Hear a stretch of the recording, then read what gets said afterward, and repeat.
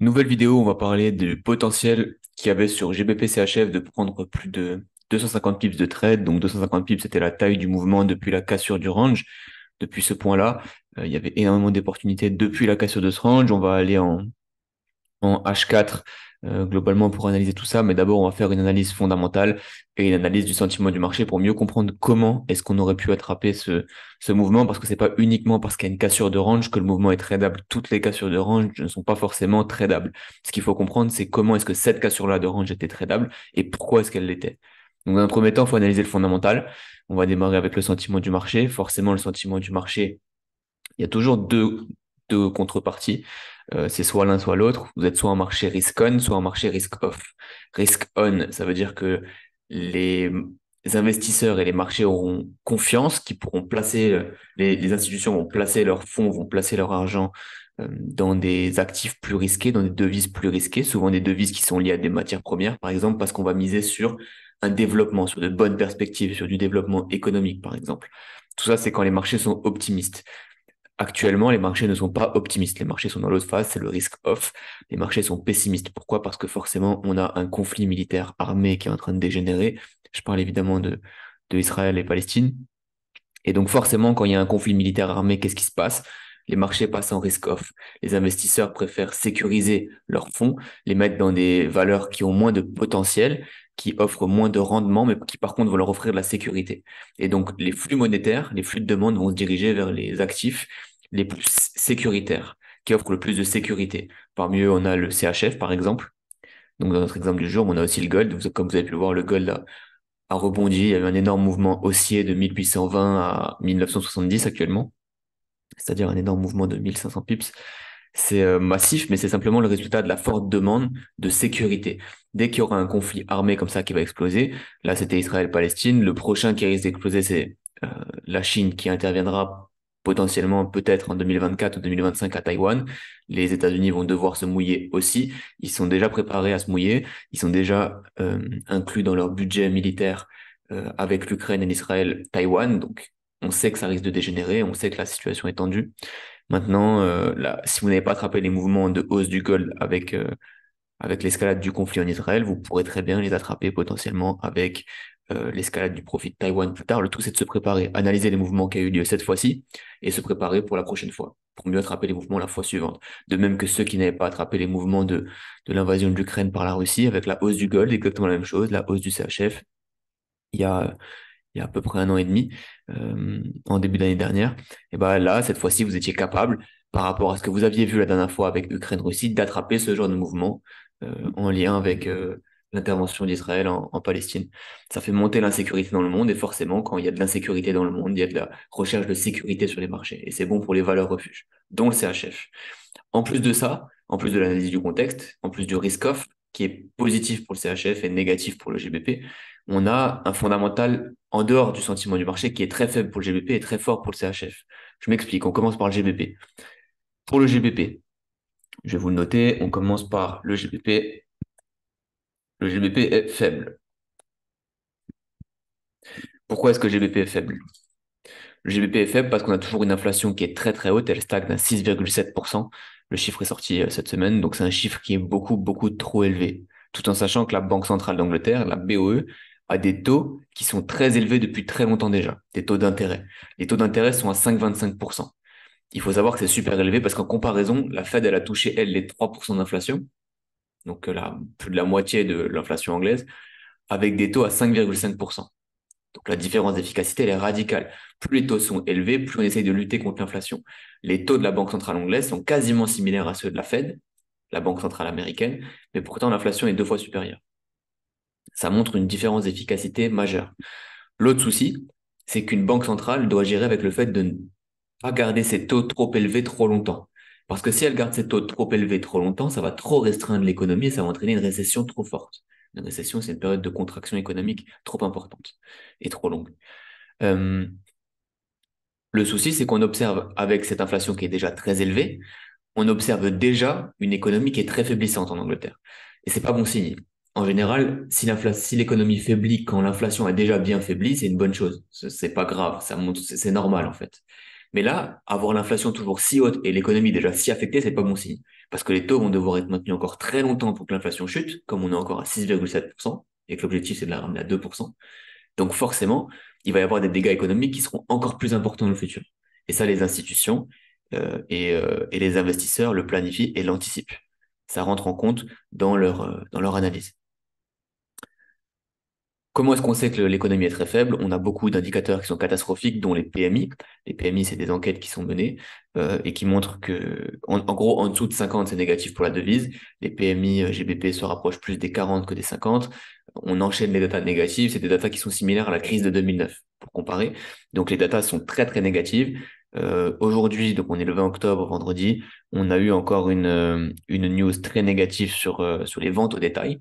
Donc c'est un indicateur pareil de l'économie. Les ventes au détail sont mauvaises et donc forcément ça montre que l'économie ne va pas bien. Les ventes au détail étaient attendues déjà très mauvaises, beaucoup largement pire que prévu.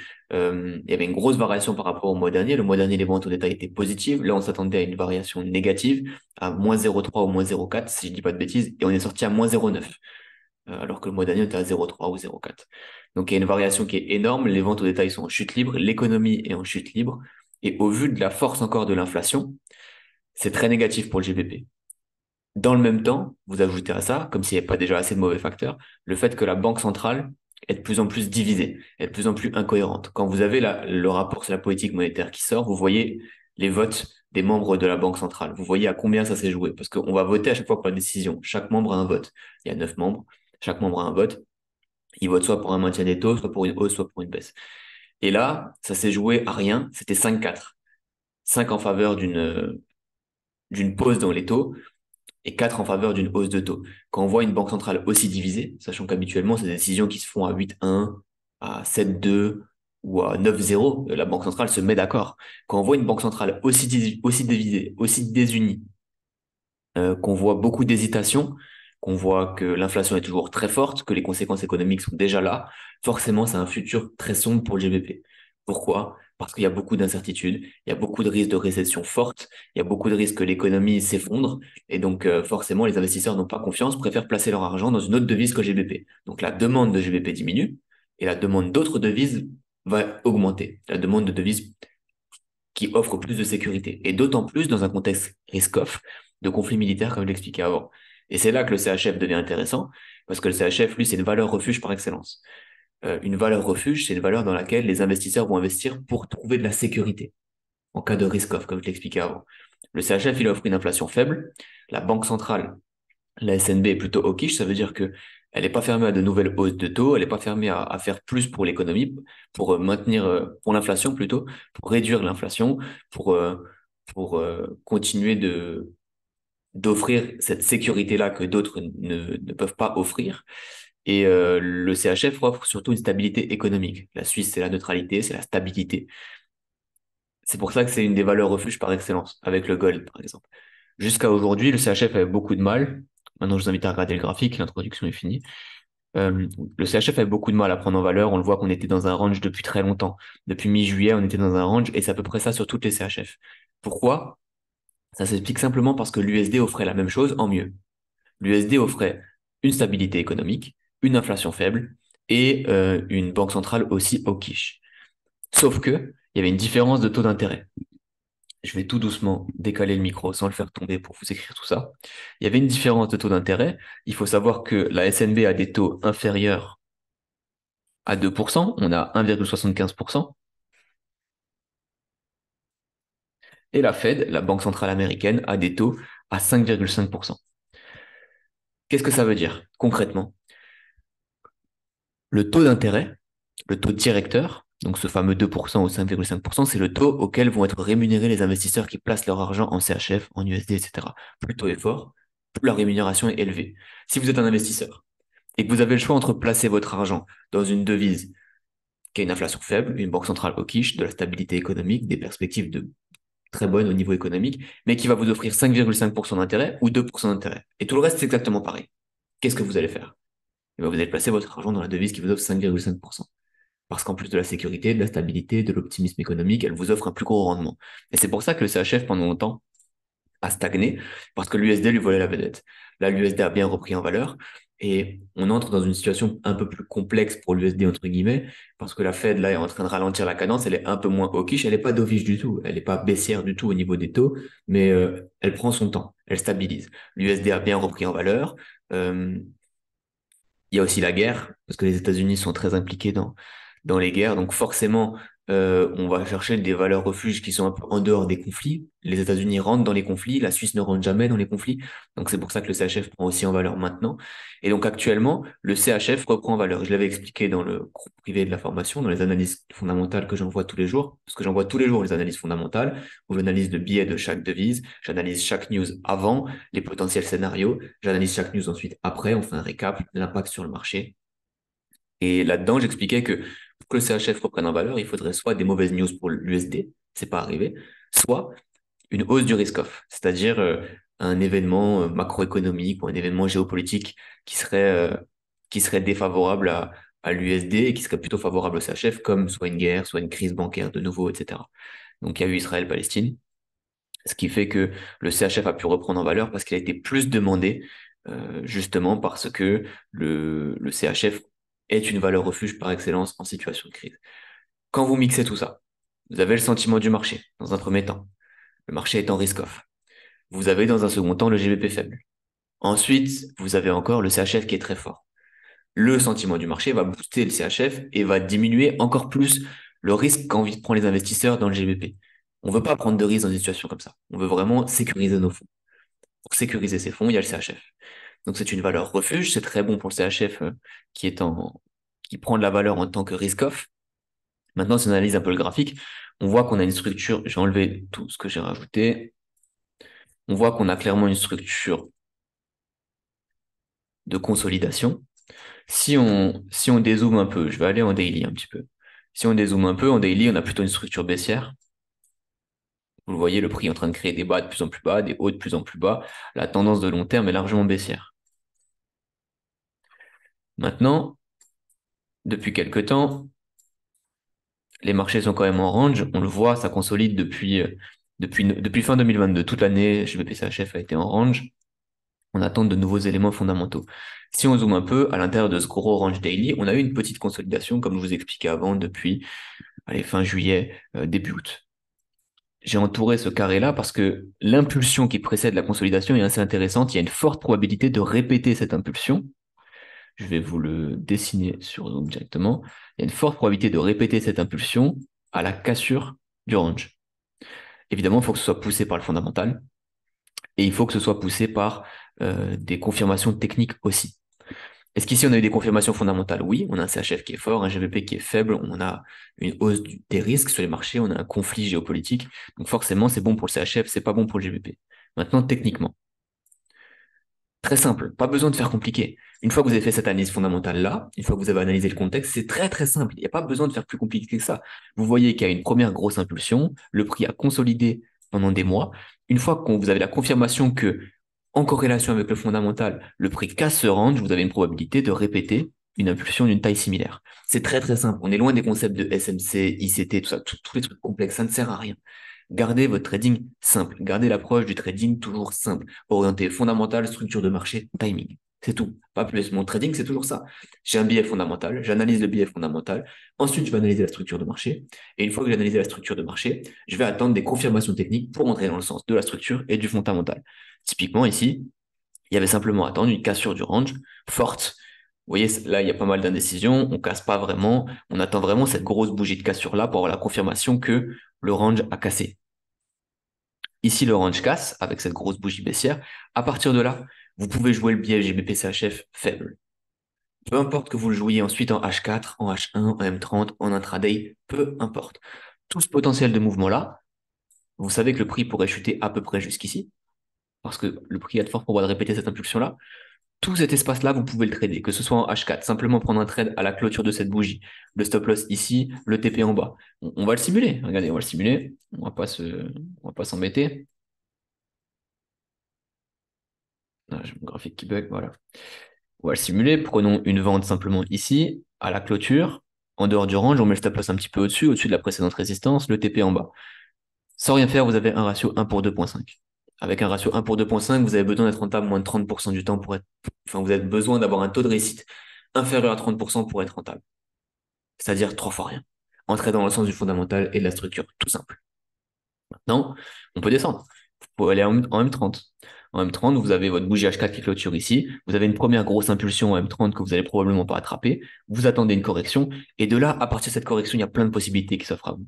Vous attendez qu'il y ait une résistance qui se crée, la cassure de cette résistance, une continuation baissière. Vous pouvez attendre une cassure retest de cette résistance. Vous pouvez dire, OK, j'ai vu une trendline de correction. Quand on casse cette correction, j'entre en vente. Et dans ce cas-là, j'entre plutôt en vente ici quand j'ai des signaux baissiers avec un stop loss plus serré, un TP1 au précédent bas qui a été créé à 1 pour 1,84 et un TP2 potentiellement plus bas, beaucoup plus bas, à 1,5, au bas de la résistance.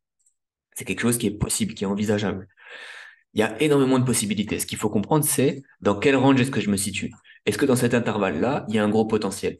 Une fois que cette bougie-là, celle-ci, casse votre range, votre consolidation long terme, vous savez que vous avez un potentiel baissier jusqu'à la fin de cette grosse zone rouge que vous êtes marqué. Donc ensuite, peu importe, c'est ce que j'explique comme monde de formation, peu importe la stratégie d'entrée que vous aurez, le time frame d'entrée que vous aurez, ça c'est propre à votre style de trading. Ça c'est la place que vous allez prendre dans le train. Ce qui importe, c'est de comprendre où va le train, dans quelle direction va le train. C'est ça qui est important. Ce que vous voulez, c'est atterrir à la bonne gare, c'est de prendre le bon train. Le siège que vous allez occuper dans le train, ça importe peu, tant que vous êtes dans le bon train. C'est exactement la même chose avec les confirmations techniques. Les confirmations techniques, et les time frames que vous allez utiliser, c'est le siège que vous allez occuper dans le train. Le train, c'est le biais fondamental. C'est ça qui est important. Le biais fondamental, la structure de marché. Si vous êtes dans le bon train, vous arriverez à bonne destination. En tout cas, c'est fort probable sur les marchés que vous arriverez à bonne destination. Donc là, il y avait un gros setup baissier. Maintenant, il y a autre chose. Si on analyse, par exemple, on va en weekly, on voit que le prix est sur un plus bas depuis début 2022. Quand on va en monthly, on voit qu'on essaie sur des plus bas historiques. On est en train de casser une grosse zone de support monthly. Le souci, quand la masse voit ça, la masse de traders perdants, parce qu'on sait que 90% des traders sont perdants, ils se disent, OK, la plupart des gens se disent, le prix a trop chuté, tout ce qui chute finit par remonter, tout ce qui monte finit par descendre. Euh, Ici, on a une opportunité de retracement. GBP-CHF est sur un plus bas historique. On est en train de casser une forte zone monthly. Forcément, ça va rebondir. Et il y a un gros potentiel pour prendre un trade haussier sur cette zone de support-là. Et malheureusement, il y en a beaucoup qui rentrent à l'achat sur cette zone de support, en pleine consolidation, sans aucune confirmation, avec un biais fondamental faible pour le GBP, et qui se font sortir ensuite. Comment est-ce que je sais ça? Je vous ai mis le site, je vais continuer de vous le mettre. Hop, je vous mets le site ici. Le site où on va faire l'analyse maintenant, c'est ce site-là, myfixbook/community/outlook. Après, vous mettez /GBPCHF, mais si vous mettez /outlook, vous allez tomber sur ça. C'est la liste de toutes les devises avec la variation, et vous allez voir combien il y a de traders en achat, combien il y a de traders en vente au niveau des traders particuliers. C'est que les retail, c'est pas les institutions.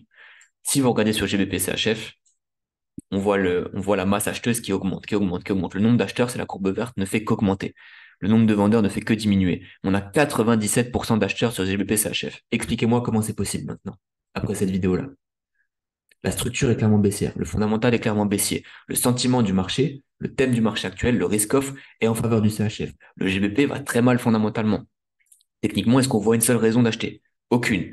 Si ce n'est, pour la masse perdante, pour les 90% des traders perdants, que le prix a trop chuté, qu'on est sur des plus bas mensuels, qu'on est sur des plus bas annuels même, qu'on est sur des plus bas historiques, que le prix a trop chuté, ça va forcément rebondir, il va y avoir un retracement, tout ce qui chute finit par remonter, bla, bla, bla. Et c'est comme ça que les traders s'acharnent en vente. Plus le prix chute, plus ils achètent. Si vous regardez comme le prix chute, regardez comme le nombre d'acheteurs augmente. C'est presque une corrélation parfaite. Le nombre d'acheteurs augmente en force, le prix chute en force. Ce qu'il faut comprendre, c'est que la plupart des traders n'agissent pas de la bonne manière. 90% des traders sont perdants. La plupart ne comprennent pas le fondamental. La plupart n'utilisent pas le fondamental. La plupart n'utilisent pas la macroéconomie. La plupart n'analysent pas le sentiment du marché, le thème du marché, les conditions de marché, la structure de marché. Si vous mettez simplement en relation le biais fondamental, la structure de marché, et qu'ensuite vous attendez une confirmation technique dans le sens de cette structure et de ce biais fondamental, vous allez avoir un super taux de réussite. C'est ce que je fais moi. Et je tourne à un taux de réussite de plus de 70%. Entre 70 et 80%.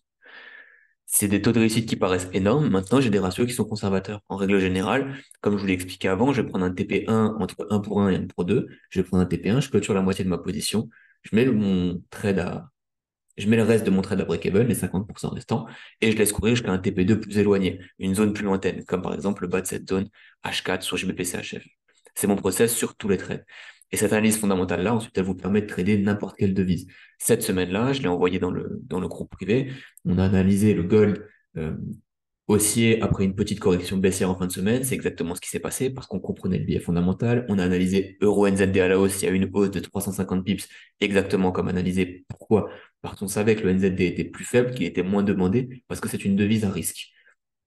Une devise à risque dans un environnement risk-off, forcément, l'euro avait de la probabilité de reprendre de la force face au NZD qui allait souffrir de la baisse de demande à cause de la guerre.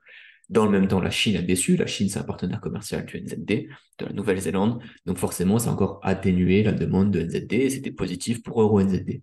Ces analyses-là, elles fonctionnent pour toutes les devises.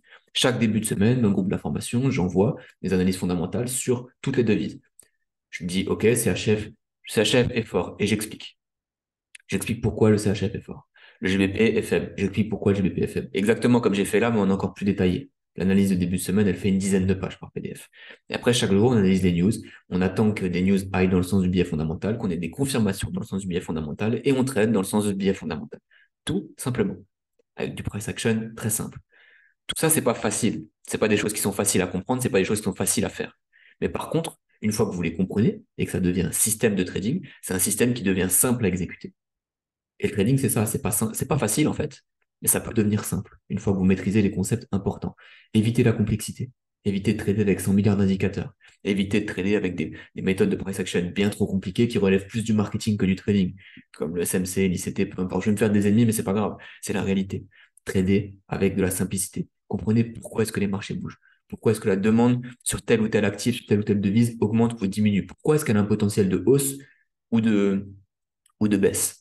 Ça va ensuite influencer le cours de cet actif ou de cette devise-là. Parce que les mouvements de prix ne sont que des mouvements d'augmentation ou de diminution de la demande sur cet actif en question.